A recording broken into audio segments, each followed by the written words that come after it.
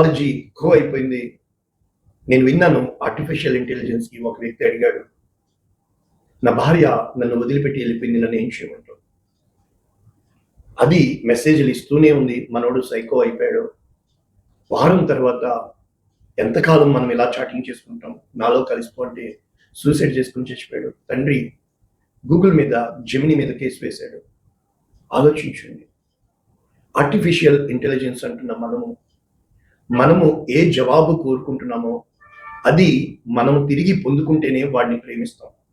ఈరోజు మంచి చెడు అనే కంటే మనకి నచ్చినోడు నచ్చనోడు, నిజంగా ఇదే ప్రేమ. అంటే ప్రేమించిన వాడు ఎప్పుడూ కూడా గాయాన్ని చేస్తాడు. కారణము అది నిన్ను గొప్పలు చెప్పేది కాదు. నీవు చేస్తున్న దాన్ని ఎవరైనా నిలదీస్తే నీకెంత కోపం వస్తుందో కదా.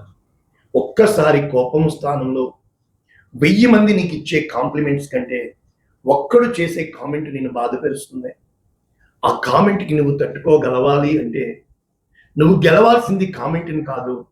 ఒకవేళ నీలో ఆ యొక్క రియాక్షన్ ప్రేమతో అయితే ఎలా చేస్తావు? ఒకసారి ఆలోచించు. చాలామంది నా దగ్గరకొచ్చారు. తల్లులు చెప్పింది, నా ప్రేమ నా బిడ్డలు తెలుసుకోవడమే నా జీవిత పరమార్థం.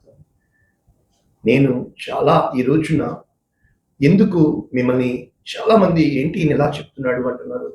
కారణము నీ ఫ్రేమ్‌లో వాక్యాన్ని వినడానికి, దేవుణ్ణి పెట్టడానికి ప్రయత్నం చేస్తున్నాం. అది ప్రేమ కాదు. దేవుడు ఏమై ఉన్నాడో ఎరగడం ప్రేమ. కారణం నీ ప్రేమ తెలుసుకోవడానికి అని చెప్పి నువ్వింత ప్రయత్నం చేస్తున్నావే. ఆఖరికి కిడ్నీలు ఇచ్చేసిన తల్లులు కూడా నా దగ్గర ఉన్నారు. తమ సమస్తమును ఇచ్చేసిన తల్లులు నా దగ్గర ఉన్నారు. కువైట్‌లో రెక్కలు ముక్కలు చేసుకొని ఒంటరి పక్షిలాగా తన కుటుంబం కోసం ప్రయాసపడ్డ తల్లులు నా దగ్గర ఉన్నారు. వాళ్ళు వెళ్ళేటప్పటికి వాళ్ళని రోడ్డు మీద వదిలి ఎవరి కుటుంబాలు వాళ్ళు చూసుకుంటున్నారు. అయితే దేవుడు ఈ రోజున నువ్వు నన్ను ప్రేమించిన యెడల నీ జీవితంలో నాకు పాలిభాగం ఇస్తున్నావా? నీ బిడ్డలకు పెట్టే దాంట్లో మొదట నాకు పెడుతున్నావా? నీవు ప్రేమని పొందుకోవాలని ప్రయత్నం చేస్తున్నావు, కానీ ఆ ప్రేమ నేనై ఉన్నాను. మొదట నన్ను పొందుకుంటేనే నీకు ఆ ప్రేమ దక్కుతుంది. నన్ను ఎరగకుండా నీవు తెలుసుకోవాలి, పొందుకోవాలి అనుకుంటున్న ప్రేమ ఏ రోజు దక్కదు.